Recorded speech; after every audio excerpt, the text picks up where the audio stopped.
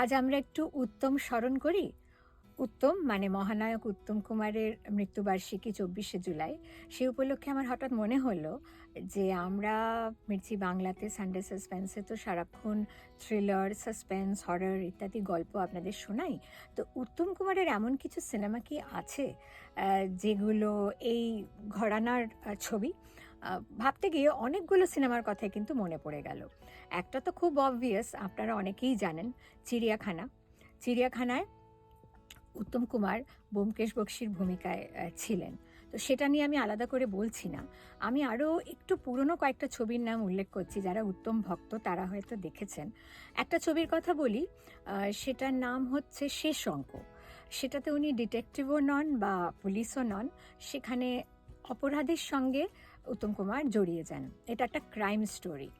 এরকমই আরেকটা গল্প আছে যেটা খুব বিখ্যাত একটা গল্প, অনেকেই হয়তো দেখেছেন।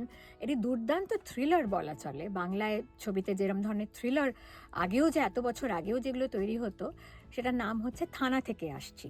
সেইখানে উত্তম কুমার ইন্সপেক্টর তিনকড়ি হালদারের ভূমিকায় একটি অনবদ্য অভিনয় করেছিলেন।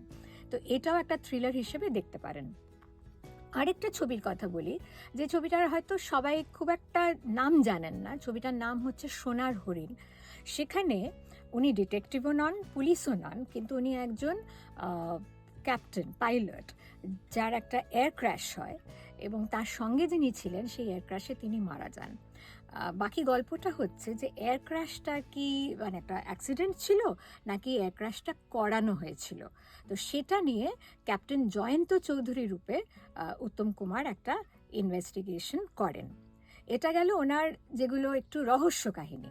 একটা ভূতের গল্পও আছে, যেটা নাম হচ্ছে কায়াহীনের কাহিনী।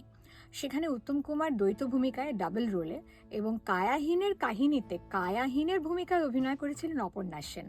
এবং গল্পের শেষে কিন্তু এটাও আমরা জানতে পারি যে পেতনিটি কিন্তু আসলে একটি পেতনি। তো যারা উত্তম কুমারের ভক্ত, তারা এই ধরনের থ্রিলারের কথা যদি আরও জানেন, তারা কমেন্ট বক্সে লিখে জানাতে পারেন। আমার আপাতত এই কটাই মনে পড়লো।